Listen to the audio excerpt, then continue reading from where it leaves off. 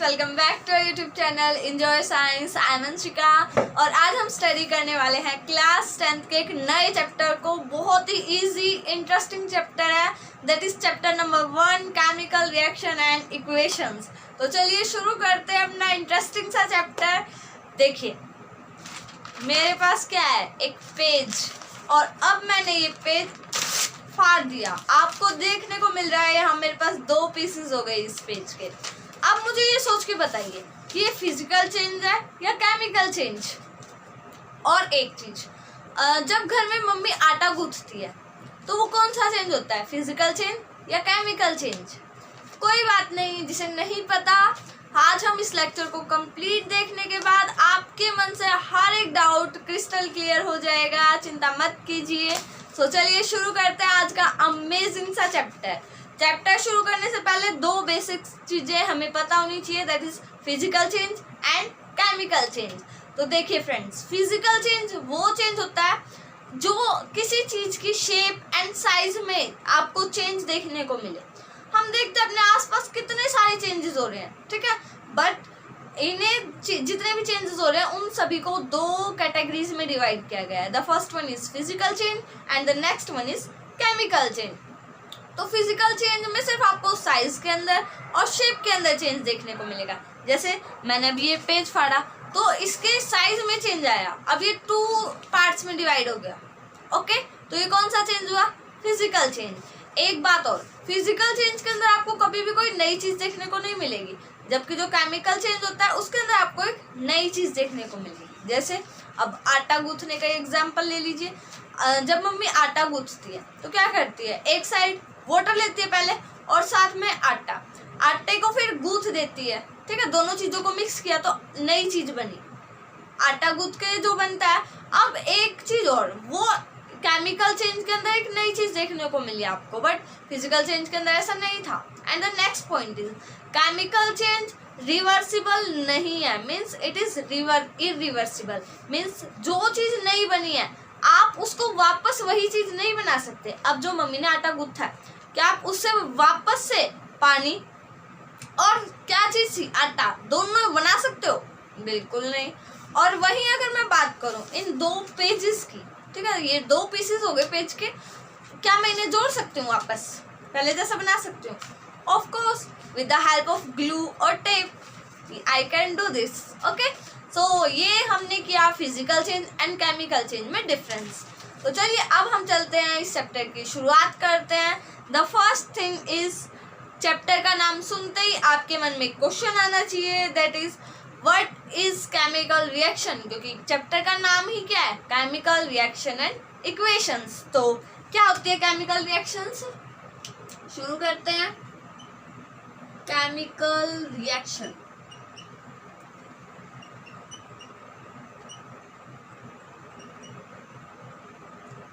तो देखिए friends, chemical reaction वो रिएक्शंस होती हैं जब कोई 2 चीजें मिलके कोई नई चीज बनाए, या फिर 2 से ज्यादा भी हो सकती हैं। जब चीजें मिलके कोई नए कंपाउंड बनाए तो उसे हम कहेंगे केमिकल रिएक्शन। ओके, सो इसकी डेफिनेशन लिखते हैं।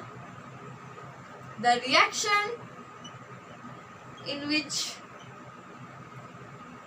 2 or more reactants, अब ये रिएक्टेंट्स क्या है अभी बताती हूँ।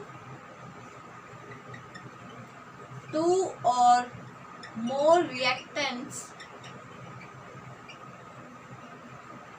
combine to form a new compound। यहाँ पे आप एक काम कीजिए, रिएक्ट्स लिख देते हैं, ठीक है, react with each other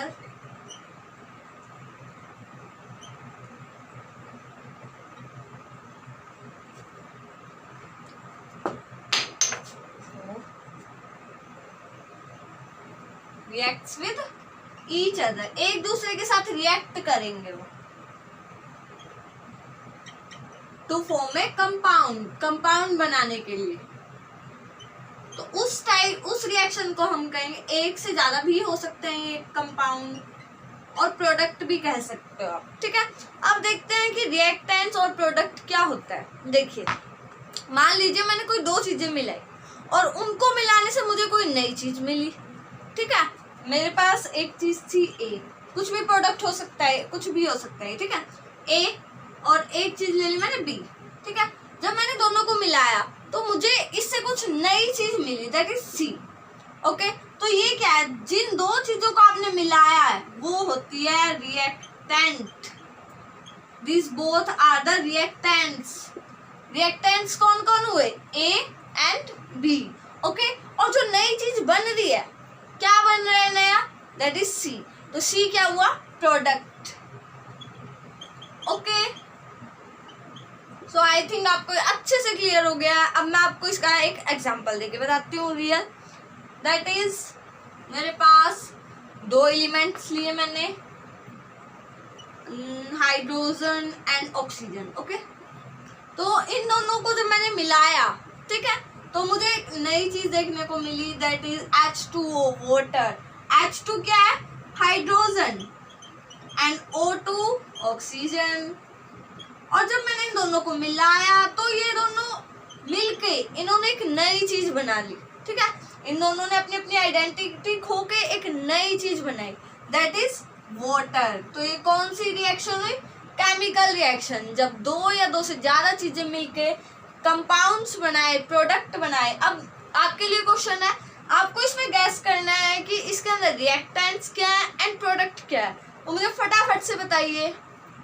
I think आपने अभी तक गैस कर लिया होगा। इसमें हाइड्रोजन एंड ऑक्सीजन दोनों क्या है, रिएक्टेंट्स, और जो चीज बन रही है वो प्रोडक्ट है। जो चीज बन रही है वो आपको हमेशा एरो के इस साइड देखने को मिलेगी, मीन्स राइट हैंड साइड। ये देखिए आपका राइट हैंड, ये ठीक है, तो राइट हैंड साइड आपको जो भी देखने को मिले वो प्रोडक्ट है। And left hand side means arrow से इस साइड जो भी देखने को मिले वो क्या होगा, रिएक्टेंट्स। ओके, सो चलिए अब हम आगे चलते हैं। जब भी कोई केमिकल रिएक्शंस होती हैं तो केमिकल रिएक्शन का कैसे पता चलेगा आपको कि ये केमिकल रिएक्शन है या नहीं। तो इस लेक्चर में केमिकल रिएक्शंस के बारे में तो कोई ऐसी चीज रहनी नहीं जो आपसे मिस हो जाए। ठीक है, हर चीज करेंगे हम। तो अब हम करते हैं identification of chemical reaction, means हम पहचान करेंगे आइडेंटिफिकेशन ऑफ केमिकल रिएक्शन। कैसे पहचान कर सकते हो आप कि ये केमिकल रिएक्शन हुई है या नहीं हुई, क्या क्या चेंज आपको देखने को मिलेंगे केमिकल रिएक्शन होने के बाद। So first change is change in state. 9th class में पढ़ के आए होंगे सभी कि स्टेट्स 3 टाइप्स की होती है मैटर की। ठीक है, solid, liquid and gas.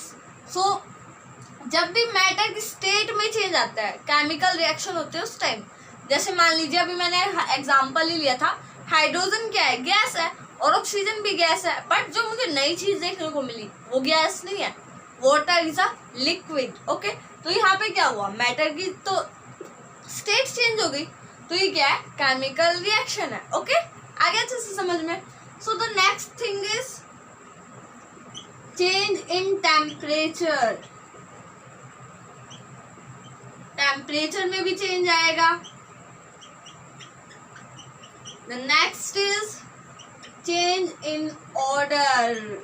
Order क्या होता है, smell. Okay, the next thing is change in order. यहाँ पे आप लिख सकते हो ब्रैकेट में change in smell. And the fourth thing is change in colour. Colour भी जब दो चीज आपने मिलाई है तो जो नई चीज है वो किसी अलग कलर की भी हो सकती है।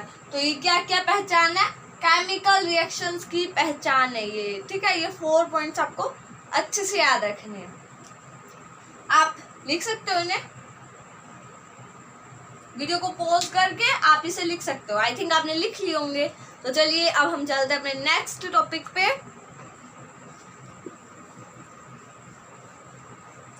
That is chemical equation.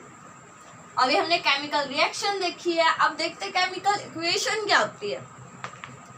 देखिए, chemical equation, what is chemical equation now. Sorry. देखिए केमिकल इक्वेशन क्या होती है, हम केमिकल रिएक्शंस को लिखते हैं, ठीक है। जैसे मान लीजिए रिएक्टेंट्स के एलिमेंट्स के नाम बहुत बड़े बड़े होते हैं, कुछ के तो जब हम काफ़ी बड़ी रिएक्शन हो गई तो हम हर एक के तो नाम लिख पाएंगे, तो ज़्यादा टाइम कंज्यूमिंग था ये चीज़। तो क्या हुआ, साइंटिस्ट ने इनके सिंबल्स दिए जिससे हम रिएक्शन को फास्ट लिख सकें, ठीक है। तो रिएक्शन की सिंबॉलिक रिप्रेजेंटेशन को हम कहते हैं केमिकल इक्वेशन, इसे हम वर्ड इक्वेशन भी कहते हैं। जैसे मान लीजिए अब मैंने रिएक्शन करवाई, हाइड्रोजन ऑक्सीजन को छोड़ के किसी अलग चीज की लेते हैं, that is carbon plus oxygen मिलके कार्बन डाइऑक्साइड बनाएंगे। अब देखिए मुझे ये पूरी कंप्लीट रिएक्शन लिखने में टाइम लग गया, ठीक है।